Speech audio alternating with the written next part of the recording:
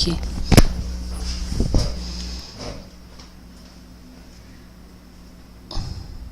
Aqui, ó, não? Aqui. Ó, tá falando, clique aqui para começar. Transmitir ao vivo. Vamos lá.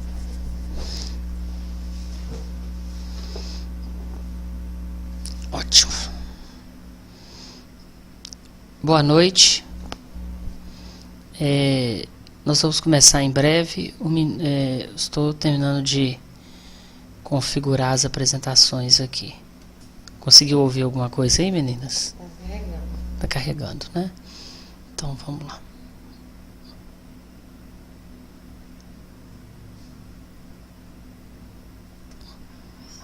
Transmitir ao vivo.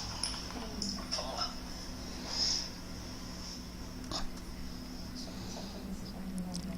Vocês veem aí se a tela é porque tá. Vê se começou aí.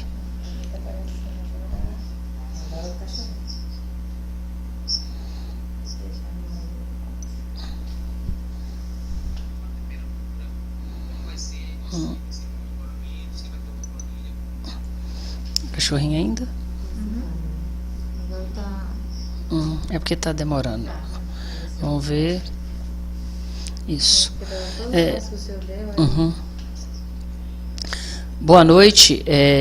Nós vamos começar a apresentação agora.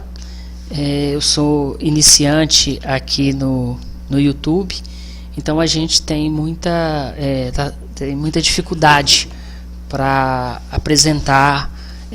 Teve muita dificuldade para começar a apresentação dessa aula. Pois bem, essa aula ela visa fazer a abertura da 6ª Semana do Diabetes de Divinópolis e do 5º Simpósio de Direito à Saúde de Divinópolis. Ela vai ser apresentada por mim, Anderson Garilho Rocha. Eu sou médico, cirurgião vascular, que atuo no CISVI, e a prof do Lions, da Santa Casa de Pitangui e da Unip, da Linfa Gerais, que é a empresa na qual eu trabalho.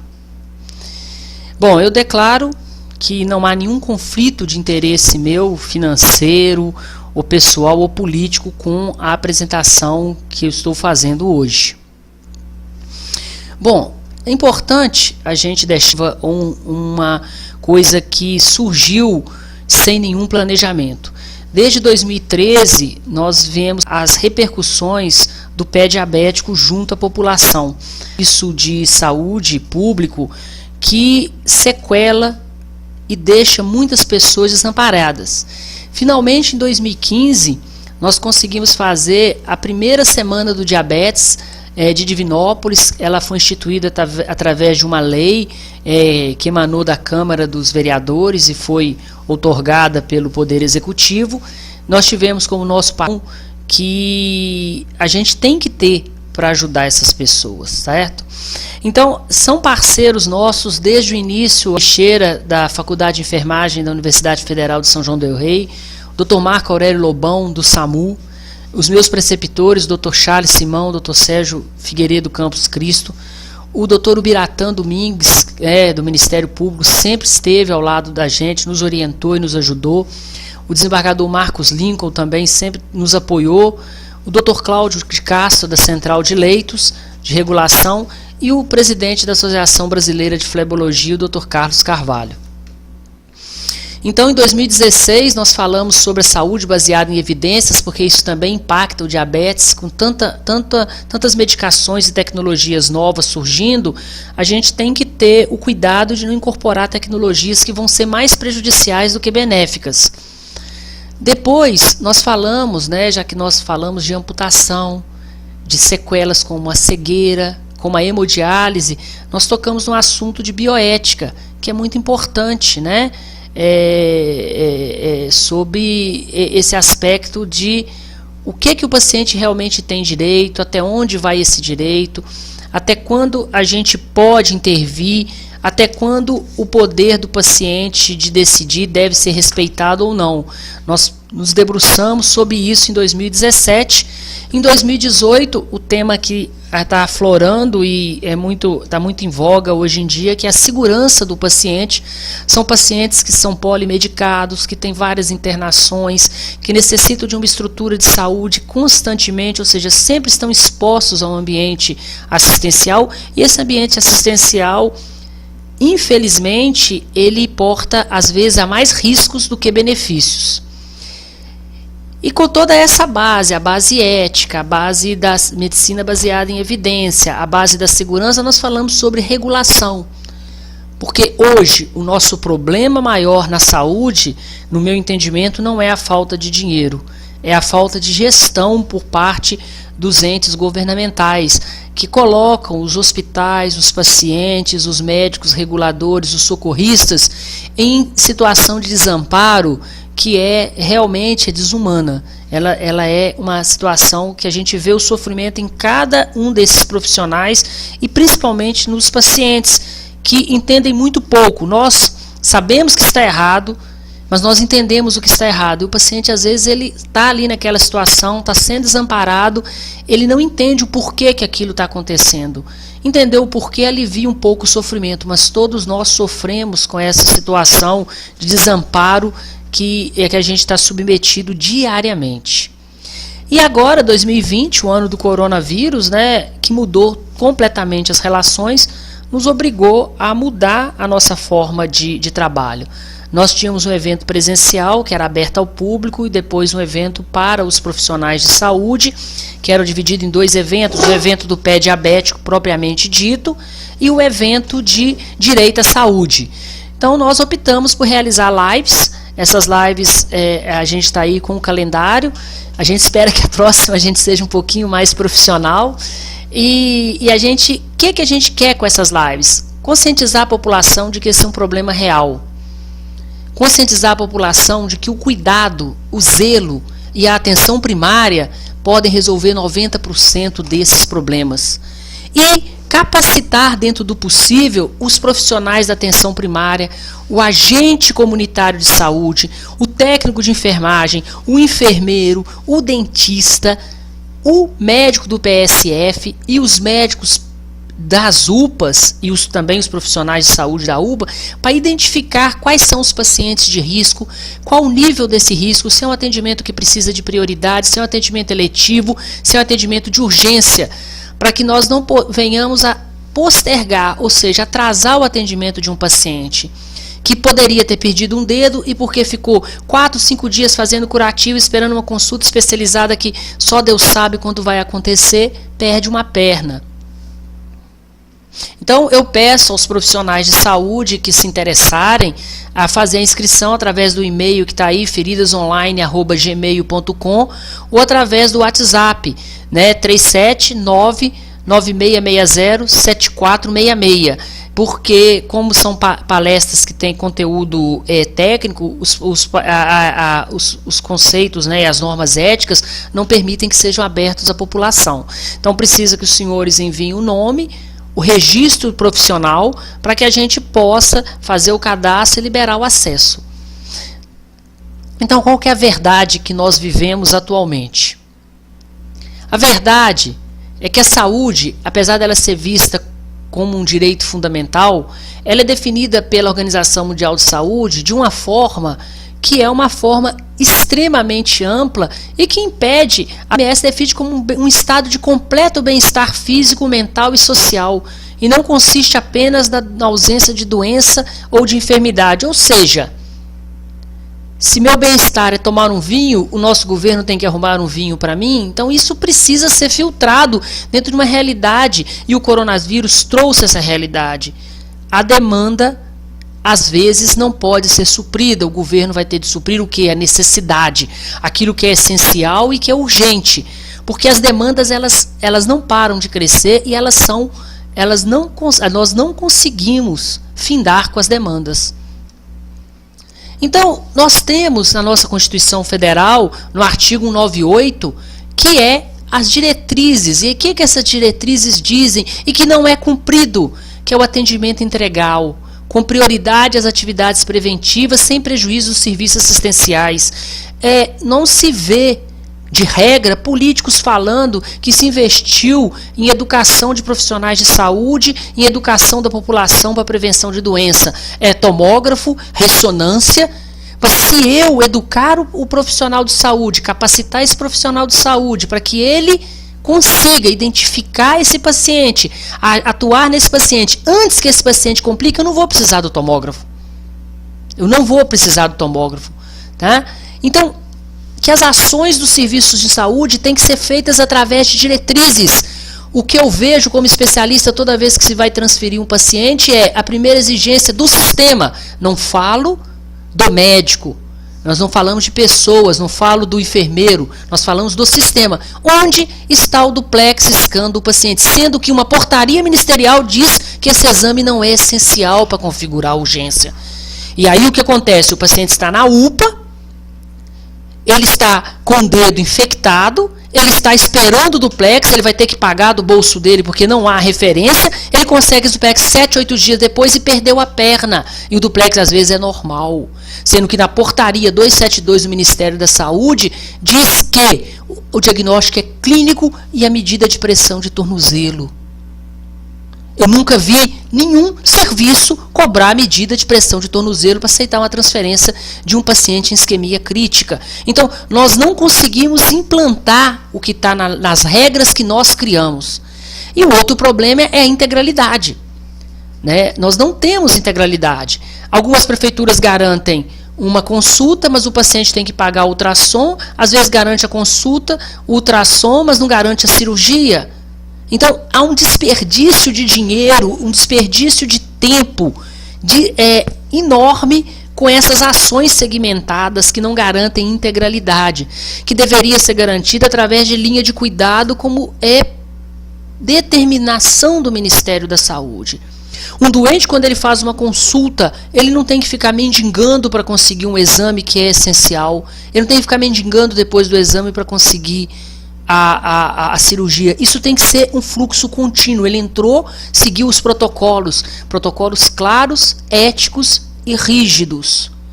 Então, gente, o que é qualidade em saúde? É segurança, efetividade, atenção centrada no paciente. O foco da nossa atenção não é o profissional de saúde, o foco da nossa atenção não é o político, não é o artista, o nosso foco de atenção é o cliente.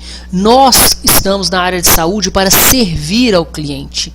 Nós não servimos a mais ninguém, nem a nossa família. Em primeiro lugar, o nosso cliente, a pessoa que entrega o seu cuidado de saúde nas nossas mãos. O paciente tem que ter oportunidade de acesso. Ele não pode saber que vai perder uma perna e ficar numa maca, deitado 20, 30 dias. E eu também não posso ver o olhar do enfermeiro que passa e vê esse paciente agonizando, o plantonista que entrou no plantão uma semana antes e pediu a urgência e chega e encontra o paciente no mesmo local. Nós temos que tratar as pessoas de forma equitária, nós temos que implantar a equidade.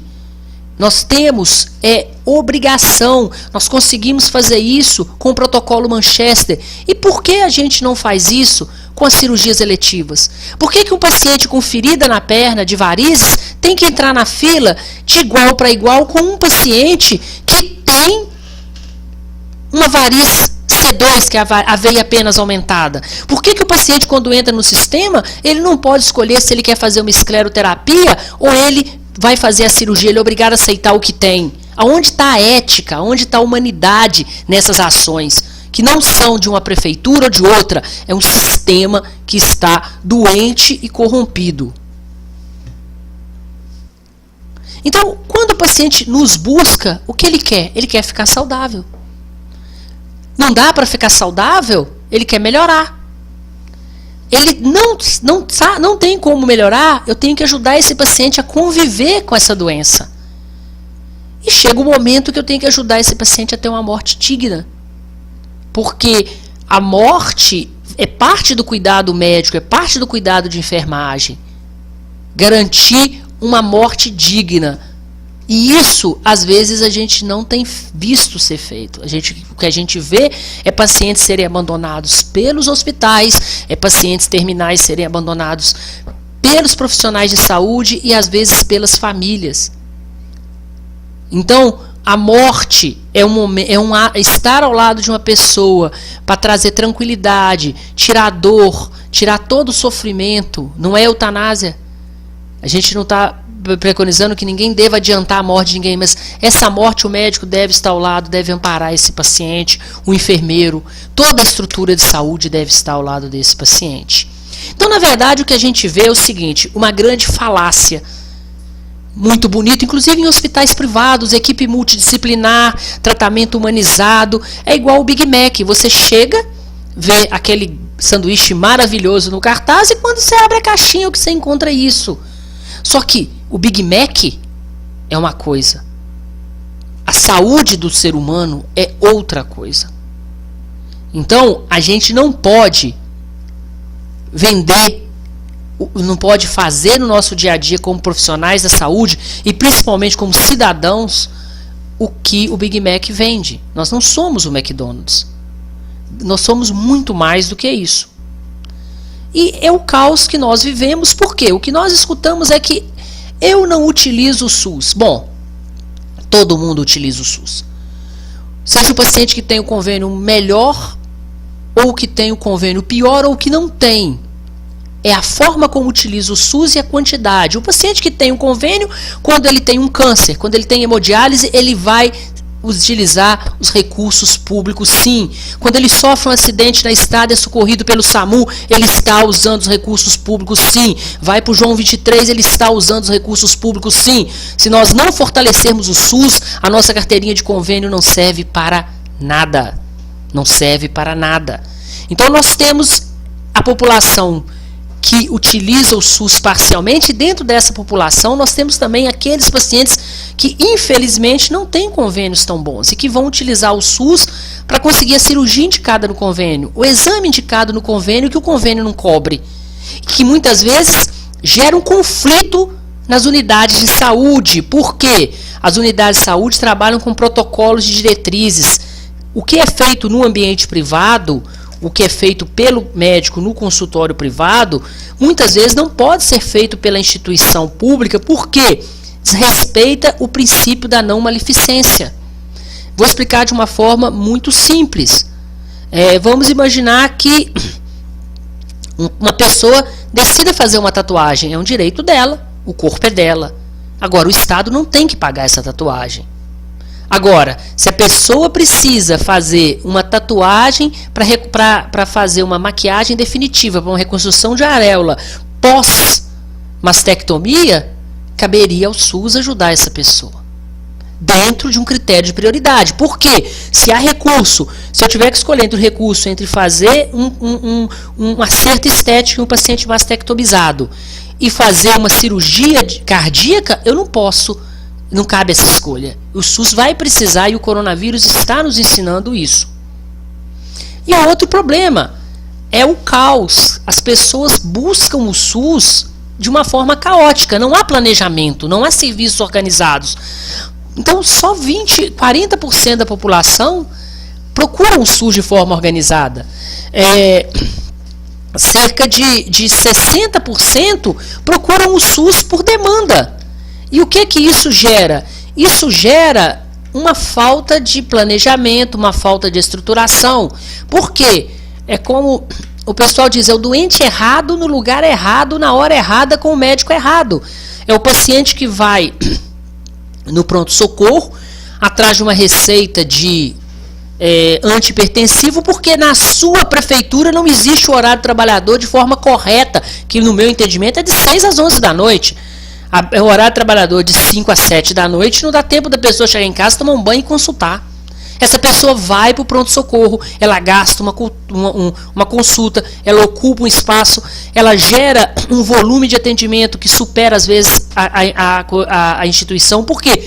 Por falhas na organização do sistema. E tudo isso gera o que, senhores? O que nós vemos? Segmentação. O doente consulta comigo, faz ultrassom com uma outra pessoa, opera em outro lugar e trata a complicação com outro. Quem é o responsável por esse paciente? Ninguém. Isso gera uma impessoalidade. E o paciente cai na burocratização. O doutor pediu a prótese, mas a prótese que o senhor precisa, o senhor está com a perna cortada, o doutor pediu a prótese, mas só pode o ortopedista ou fisioterapeuta pedir, porque a normativa do sistema não permite que o cirurgião vascular peça. E o que isso gera no final para o paciente? A incerteza, o medo. É o que todos estamos vivendo com o coronavírus, medo. Medo de que nós não possamos conseguir resolver o nosso problema. E acontece muito, gente, duplicidade. O que é isso? Essa forma caótica. Às vezes o doente, eu já tive experiência de fazer 3 exames de um paciente em um ano, do mesmo paciente, pedido por 3 médicos diferentes.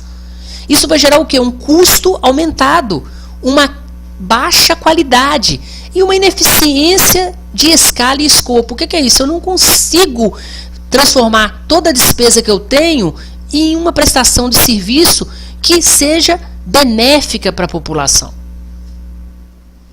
Então, gente, na verdade é o seguinte, não é só o desperdício, não é só falta de dinheiro, há muito desperdício. Há muito desperdício. Não é só o governo que desvia os recursos, porque essa imagem que nós temos aí, infelizmente, ela é real. O doente chega no governo federal, a verba chega no governo federal e o que cai para a gente são os restos. Porque pelo caminho ela vai se perdendo. Ela vai se perdendo. Então, o que é a verdade? Cada vez que passa, existe mais necessidade. Eu formei em medicina no ano de 1995. De lá para cá, o número de procedimentos médicos, o número de aparelhos cresceu de uma forma tão assustadora que nem dentro da própria especialidade você consegue acompanhar todo esse arsenal. Então, o que vai acontecer? Nós vamos dar tudo para todos? Não, não tem como dar tudo para todos. Precisa organizar e dar o essencial para todos. Então, o que nós vemos é que, o que nós também sabemos é que menos de 40% de tudo que é oferecido tem comprovação realmente de que tem uma qualidade assim 100% comprovada de que funciona. Então, nós temos que criar um filtro para a gente poder evitar o que, senhores? O custo exacerbado, porque vamos ver aí, olha, nós temos cerca de 24 bilhões de reais gastos por paciente que usa o serviço de urgência de forma inadequada. Tratamento, consulta e exame gera mais de 158 bilhões. O que o ministro da Saúde falou, se todo exame de sangue que fosse pedido desnecessariamente em um posto, em um hospital, deixasse de ser pedido, conseguiria cobrir toda a alta complexidade do país. Então, nós temos também que a medicina, ela é uma economia imperfeita. Quando lança um tomógrafo novo, ao invés do procedimento baratear, porque ele é mais rápido, ele sobe. E quem trabalha com tomógrafo antigo continua cobrando o mesmo preço do tomógrafo novo. Então, a agregação de tecnologia e a facilidade de acesso tem aumentado o preço, ao invés de tornar o preço justo. Preço justo, que também não é preço vil. E essa desorganização toda, nós temos hoje cerca de 28 bilhões de reais que são gastos, de dólares que são gastos por ano em eventos adversos. Medicamentos usados de forma errada, exames que causaram dano, quedas em hospital, fratura e por aí vai. Então, o que nós sabemos? A saúde nossa está doente, porque no lugar de direito existe dificuldade por parte da população de reivindicá-la. E muitas vezes a população está reivindicando de forma inadequada porque o governo não conseguiu, por interesses próprios, porque se a transparência existir, não vai ter como furar fila, não vai ter como alguém arrumar a consulta ou o exame para o fulano, porque tudo vai ser muito claro. E isso não interessa a vários grupos, não é só políticos, são vários grupos que têm interesse em que não funcione. As clínicas que são montadas paralelamente para poder drenar os pacientes do SUS com exames a baixo custo e às vezes de baixa qualidade, se o sistema funcionar de forma correta, isso não vai acontecer. Então existe uma cadeia que está se nutrindo, como vão, infelizmente, é como se fosse um abutre que está em cima da carcaça do SUS, se nutrindo das mazelas da população. Isso é fato. Então, gente, os políticos e a igreja, eles discutem muito sobre se autoriza-se ou não autoriza a eutanásia. O que o nosso governo, os nossos religiosos estão fazendo é deixar instituída nesse país a mistanásia. Para quem não sabe, mistanásia é a morte miserável. É a eutanásia social por causa de omissão do governo de estruturar as condições de saúde. Por quê? Como um médico, um enfermeiro não vão errar diante disso? Como se manter humano se submetendo a isso diariamente? Então, os nossos políticos, eles já instituíram nesse país a mistanásia. Então, fica a pergunta: como a gente pode resolver isso? Bom, o que nós achamos é que é muito importante desse cenário de falta de recurso, falta de estrutura e falta de organização, principalmente aproveitando o momento agora que nós vivemos e que nós temos uma gestão dos leitos na nossa macro-região bastante estruturada, que nós temos uma gerência regional de saúde bastante estruturada, um Ministério Público que está bastante integrado e conhecedor de como é a bioética, como funcionam a medicina baseada em evidências, de a gente ter coragem e definir que, nesse momento, nós devemos parar de atender as demandas e nos focar na necessidade. O que é demanda? Demanda é um desejo. Um desejo. Eu vou falar da minha área, que é varizes. Eu quero operar de varizes. Eu tenho varizes. Agora, qual que é a necessidade? E quem que tem a primazia? Quem que deve ter a prioridade? Sendo que as varizes variam de 0 a 6 de gravidade. Logicamente, o 6 antes do 5, o 5 antes do 4. Por quê? Nós temos de entender que não há recurso para tudo. A lição está dada pelo coronavírus. Então nós temos que focar em necessidade. Após suprir as necessidades, nós podemos suprir a demanda. Você, como pai de família, você foca em quê? Em dar uma casa, alimento, saúde e educação para o seu filho. Dá para dar um iPhone? Ótimo, vou dar um iPhone. Mas você não dá um iPhone para o seu filho e não dá para ele alimento, não dá para ele escola, não dá para ele saúde, não dá para ele uma casa para dormir.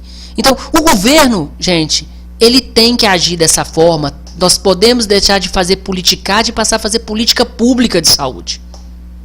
Porque a saúde, ela tem uma dimensão simbólica para o paciente, importante, que é meu sofrimento, a minha necessidade. Ela tem uma dimensão material, e nessa dimensão material, às vezes tem a dimensão da ostentação. Ter acesso à saúde hoje te coloca em um status social melhor do que quem não tem. Eu consegui fazer uma cirurgia tal. Eu tenho condição financeira melhor que você.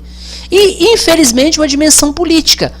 Essa dimensão política que tem sobressaído sobre a dimensão simbólica e principalmente sobre as decisões técnicas é que está fazendo a gente caminhar nessa seara de desespero e desalento. Então, qual que é o fato?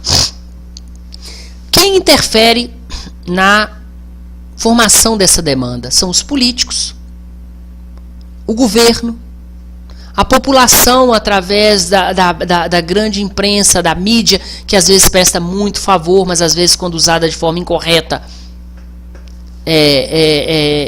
também gera problemas. Né? O que o paciente quer, o seu consentimento, os conceitos de vulnerabilidade, quem deve ter o que de graça, quando e como, isso gera uma demanda. E o que sustenta essa demanda? O que sustenta o fato de uma prefeitura de um político estar preocupado com uma cirurgia estética enquanto tem um paciente com elefantise sem assistência no seu município. É a ignorância. A formação médica nossa hoje ela é voltada para o hospital, para os grandes procedimentos, a negligência e, infelizmente, o mercado, o capitalismo, que transformou a saúde em um bem de consumo e que é muito lucrativo. A saúde hoje, senhores, é o primeiro ou o segundo maior empregador do Brasil. As despesas com saúde, elas são enormes, tanto que várias empresas multinacionais estão entrando no nosso mercado com propostas, no meu entendimento, muito precárias do ponto de vista humano, principalmente que não têm a mesma formação, são pessoas que não têm a mesma formação latina que nós temos, porque nós latinos somos, antes de tudo, caridosos, somos passionais, nós não somos técnicos nem mercantilistas como outras culturas. Então nós temos os defeitos. Ser latino é um problema, mas ser latino tem essa vantagem, que é uma vantagem que a gente às vezes esquece. A vantagem nós temos no coração, de mesmo aqueles que não são cristãos seguirem o princípio que nos difere de todas as outras religiões, que é o princípio da caridade. A caridade é um traço do nosso povo e ela não pode ser destituída do sistema de saúde da forma que está sendo imposta por essas operadoras multinacionais. Então, gente, vamos falar do que interessa. Essa é a manchete do Rio. O Rio de Janeiro tem uma amputação a cada 2 horas e 40 minutos entre pacientes diabéticos. Bom, o número é maior, senhores. Porque a amputação são divididas em duas, as amputações maiores e as amputações menores. Deixa eu explicar, porque a gente está falando para um público vasto. A amputação maior é aquela na qual você mutila a pessoa de uma forma que ela vai precisar de uma prótese. No caso, uma amputação de perna, uma amputação de coxa. E a amputação menor é tirar um dedo, tirar um pedacinho do pé, limpar uma outra coisa. Então, essas acontecem toda hora e muitas vezes não são contabilizadas. Não são contabilizadas. E em relação ao diabetes, quais problemas nós temos? O que a gente já falou, nós temos um modelo de saúde focado no hospital. Nós desvalorizamos o médico PSF. O médico que vai ganhar dinheiro não é o médico que está atendendo diariamente, que se envolve com a sua família. É o que está no hospital operando uma máquina. Isso é uma cultura que foi gerada. O hospital, tudo é centrado no hospital. A figura do médico veio sendo desvalorizada pelo nosso Estado durante muito tempo, até chegar nessa situação. Então, hospital é igual a alto custo. Por quê? Uma consulta, quando você utiliza uma estrutura, você não paga só pelo que você utiliza, você paga pela estrutura. Então, ao utilizar um hospital, o custo eleva muito. Nós temos, o que falava-se antigamente, é que havia uma carência de profissionais. O que eu falo hoje com muito mais medo é que está tendo um superávit de profissionais não capacitados para o atendimento. Em todas as áreas, isso eu não estou falando especificamente de um profissional de saúde. Estamos formando pessoas, estamos dando diploma, mas não estamos capacitando. Nós temos uma falta de infraestrutura. Enquanto a população cresce, os leitos de SUS são diminuídos. Um subfinanciamento. Os valores que se paga por uma internação de trombose, os honorários médicos, são R$52, 50 e poucos reais, se não me engano. Isso é inviável. Nós temos o problema de gestão. Cada ente quer trabalhar do jeito que quer. Não há uma visão do todo. Nós somos uma macro-região com 53 municípios. Cada município quer ter o seu protagonismo. isso é extremamente justo que cada pessoa tenha o seu protagonismo. Mas desde que o seu protagonismo seja um protagonismo que seja efetivo, ou seja, que consiga realmente ajudar as pessoas e que não prejudique toda a estrutura de saúde. Então, quais são os problemas que nós vemos no diabetes todos os dias? O acesso. Nós não temos o acompanhamento, a investigação desde a unidade básica de saúde. Nós não temos, no caso de um paciente que precisa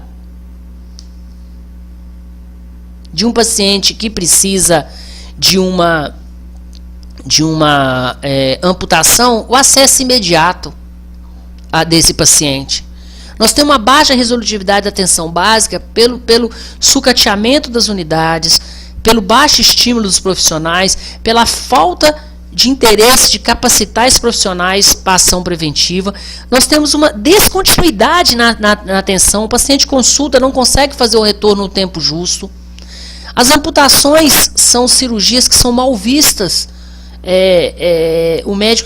Ninguém quer amputar, então é uma cirurgia que é feita, o médico faz muitas das vezes obrigado a fazer. Então nós temos, com esse número de pacientes sequelados, um custo muito elevado na assistência social. Nós não temos a garantia da reabilitação e ortetização imediata e nós não temos dado nenhum, é tudo feito de forma aleatória. Então, para os senhores verem que o atendimento precoce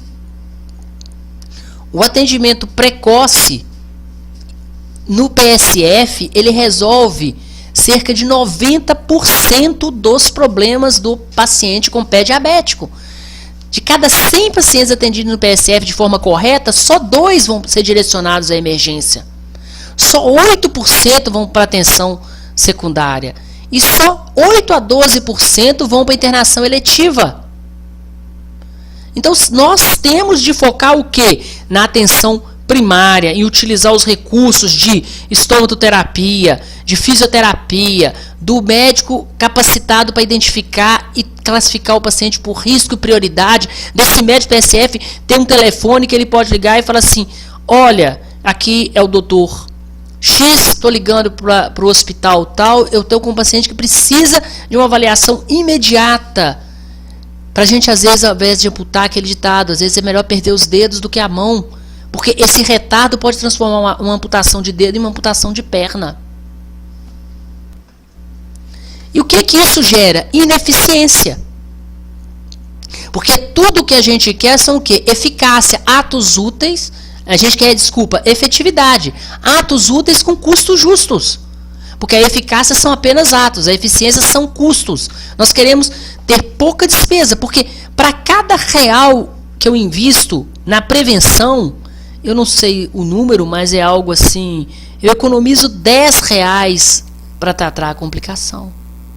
Então, uma amputação hoje, senhores, custa em torno de R$20 mil para o governo, somando-se custo de hospital, INSS e curativos. Com esse dinheiro, eu mantenho uma equipe para atuar para a prevenção de uma forma assim maravilhosa. Então, se eu economizar, vamos dizer que o custo de uma equipe de prevenção seja R$240 mil ano. 12 amputações que esse grupo prevenir, e olha que aí a gente vê que a gente pode reduzir até 80%, paga o custo.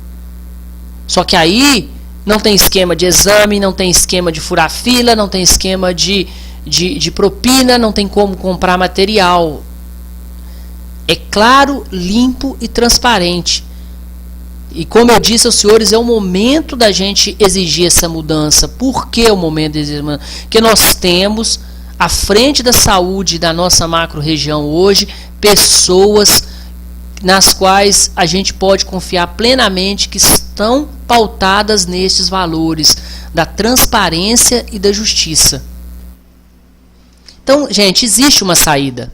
Né? A gente só falou coisa ruim até agora, mas existe uma saída. E como a gente consegue essa saída? Com uma receita simples, gente, através da ética, da moral, da lei e da doutrina. Não falo de doutrina religiosa, eu falo da doutrina da doutrina que a gente tem sobre os procedimentos, sobre os acessos, que está tudo muito consubstanciado. Então, nós temos, gente, uma lei, que é a Lei 8080 de 90, que diz que o governo deverá cobrir somente aquilo que tem prova de que funciona. Ou seja, a oxigenoterapia hiperbárica funciona? Funciona. Em casos específicos, enquadrado naquilo, então vamos autorizar. Agora, o uso de diamante na ferida funciona? Não, não funciona. Então, a pessoa pode usar, porque o indivíduo tem direito sobre o seu corpo. Mas o governo não pode ser constrito, ser obrigado a custear isso. E como é que se faz isso? Linha guia. Agora, onde estão as linhas guias? Onde estão os pacientes? Onde está a organização das filas de hérnia para saber qual hérnia vai ser operada primeiro e por que tal hérnia vai ser operada primeiro? As linhas guias da vesícula, que o paciente com microcálculo tem um risco grande, maior de pancreatite do que o paciente com cálculo grande. Por que esse paciente que tem um risco maior de uma complicação extremamente mais cara, que pode levar a um procedimento que chama... fugiu o nome aqui, que pode levar à necessidade de procedimentos caros?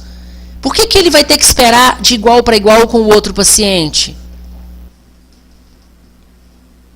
Então, a medicina baseada em evidência faz o quê? A medicina baseada em evidência, o que funciona, o que não funciona.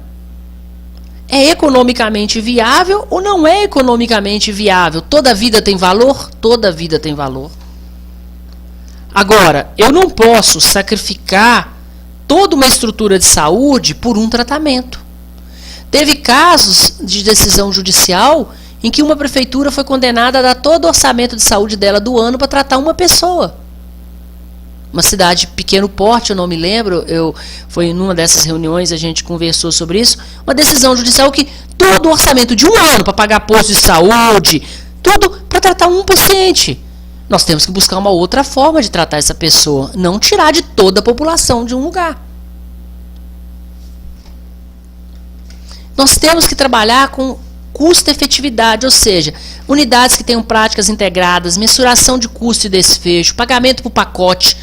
O doente não pode fazer a consulta de vascular, tem que fazer a consulta de varizes, já garantido o ultrassom, já garantida a cirurgia, já garantida a esclero.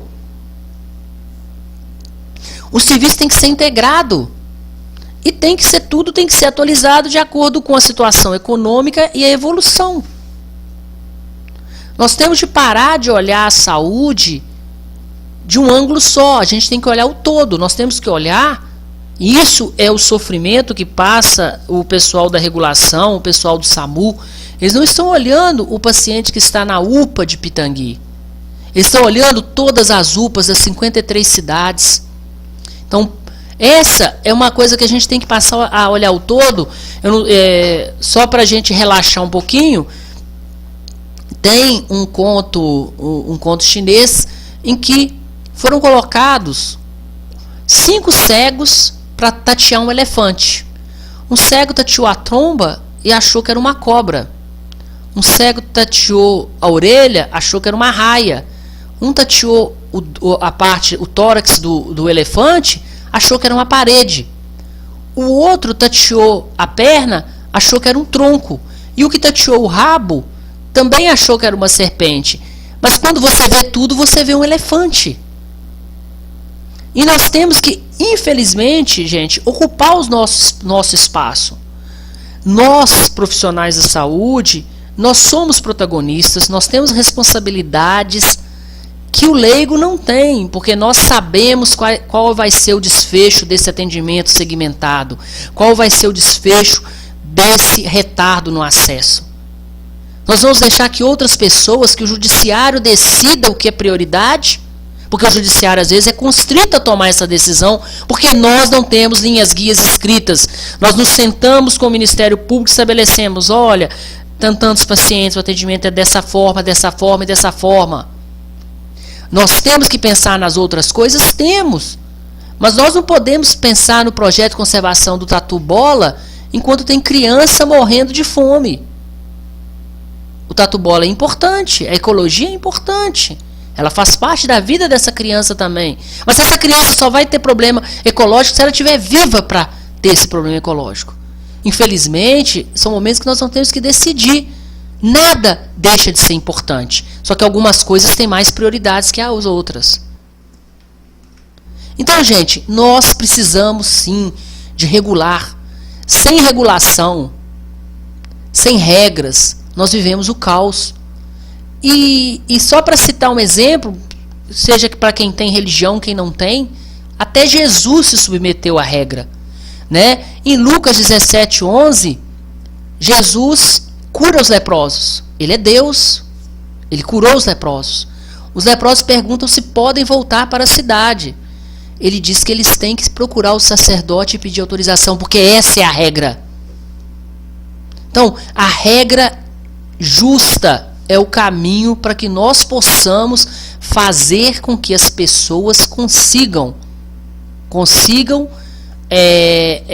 ter um acesso adequado ao tratamento.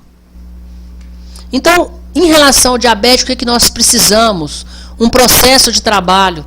Para isso a gente conta com pessoas capacitadas. Nós temos em Divinópolis nós temos a Universidade Federal com o núcleo de estomoterapia que tem capacidade de gerenciar essas feridas em pé diabético, criar protocolos. Nós temos que ter uma linha de cuidado integral que garanta esse paciente acesso em todos os níveis.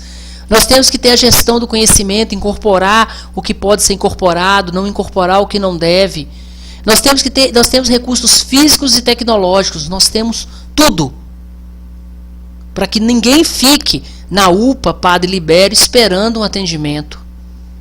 Basta um pouco de vontade da população, basta um pouco de vontade dos médicos e, infelizmente, muita vontade dos políticos.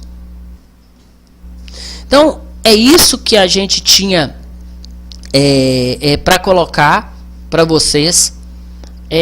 A gente tem uma palestra na qual a gente vai mostrar de uma forma bem tranquila, porque, como a gente disse, isso aqui é aberto ao público, os desfechos, ou seja, como terminaram alguns casos que a gente conhece, são casos hipotéticos, a gente não vai demonstrar nenhum caso, que poderiam ter um desfecho diferente se o atendimento tivesse sido feito de forma correta. Tá? E a gente volta a convidar os profissionais de saúde que queiram a se inscreverem para as palestras de capacitação que a gente pretende iniciar, né, no calendário que a gente deixou aí. Né? Como eu disse aos senhores, eu peço desculpas, hoje não teve chat, hoje não teve pergunta, é a primeira vez que eu utilizo a plataforma, eu sou velho, não tenho essa facilidade tecnológica que o pessoal tem, mas aí também vai ficar o e-mail, aí também nós estamos deixando o WhatsApp para que vocês possam,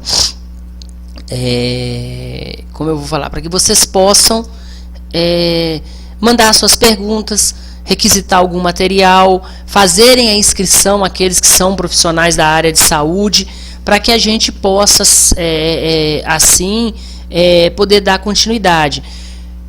Peço desculpas mais uma vez, da próxima vez eu vou trazer meu filho de 11 anos, aí nós vamos ter chat, nós vamos poder debater depois, porque a palestra em si ela é muito pouca. O que acrescenta nesses encontros é o debate, são as dúvidas, são as colocações que vocês vão passar, os acréscimos que vocês vão dar, porque a gente está aqui para aprender, a gente não nasceu sabendo e a gente não é dono da verdade. Como eu disse, esse grupo que se reúne desde 2015 é uma troca de aprendizado muito grande, a gente aprendeu a se conhecer, a se respeitar, a respeitar a gestão, a respeitar o que emana do conselho de medicina, do conselho de enfermagem, porque às vezes quando a gente se conhece, a gente consegue se respeitar. Tudo que é estranho é difícil de que a gente consiga tratar com respeito, né? Então, é mais ou menos isso que a gente queria falar, mas, como eu disse, mais uma vez eu peço desculpas pelo... Vocês estão me ouvindo aí? Eu peço desculpas. Tá.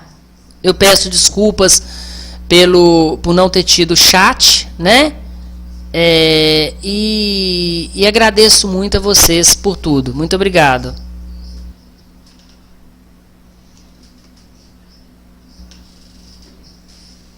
Agora, encerrar a transmissão. A gente, acho que foi na hora que começou a sua. Mas tá falando.